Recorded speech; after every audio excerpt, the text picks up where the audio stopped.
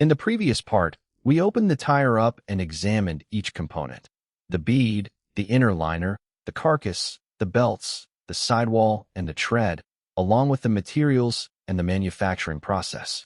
Now we move to section 1.3, radial and bias-ply tires. In this section, you will distinguish the two carcass constructions by chord angle, see how differently they behave under lateral force, and then discuss durability, tubeless tires, and the pneumatic load-bearing principle. This section comes with 4 worked examples. The two constructions are classified by the angle between the carcass chords and the tire plane. In a radial tire, the steel belts lie parallel and run from bead to bead, perpendicular at 90 degrees to the circumferential centerline. This makes the tire flexible in the radial direction and lowers the rolling resistance. In a bias tire, the plies are laid at about 30 degrees and alternate in direction, so the whole tire behaves as one stiff unit. Look at the two figures. On the left is the radial construction from figure 1.7. On the right is the bias construction from figure 1.10. That single difference in chord angle is enough to produce completely different behavior, as we shall see on the next slide. Now let us compare how the two tires behave under a lateral force, for instance when the car corners. In a radial tire, the tread and the sidewall act almost independently. The sidewall deforms while the tread stays flat on the road, so the car holds its path through the corner. The belts keep the tread evenly on the road, which also reduces wear. In a biased tire, the opposite happens. The cross plies make the whole tire act as one unit, so when the sidewall deforms, it drags the tread out of shape with it. The tire print shrinks, and the tire loses grip. The bias sidewall is also weaker than a radial one, so cornering is less effective. Figure 1.11 shows this clearly. In case A, the radial tire stays flat. In case B, the bias tire distorts both tread and sidewall. Example 1.27 asks how increasing durability differs between bias and radial tires.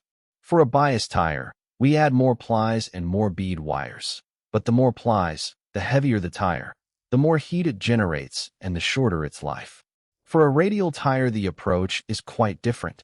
Use larger diameter steel cords in the carcass without adding plies. Example 1.28 asks how a tubeless tire differs from a tube-type tire. A tubeless tire has an extra air and moisture-tight rubber layer covering the whole inside from bead to bead, replacing the tube. What is worth noting is that at the same size and the same pressure, both types carry the same load. The advantage of the tubeless tire lies in safety and convenience, not in load capacity. Example 1.29 asks about modern low-profile tires, that is, tires with an aspect ratio from 30 to 50%. They are tubeless radial tires with a low sidewall and a wide tread. Thanks to their high lateral stiffness, both stability and handling improve. Example 1.30 is a question about fundamentals.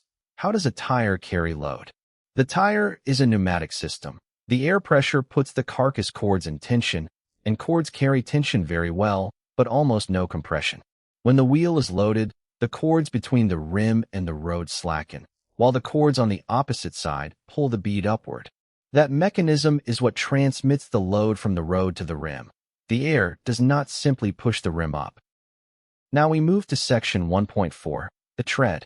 In this section, you will study the lugs and voids on the tread surface, the role of the grooves in draining water, the tread patterns for different road surfaces, and then asymmetric treads, directional treads, and self-cleaning ability.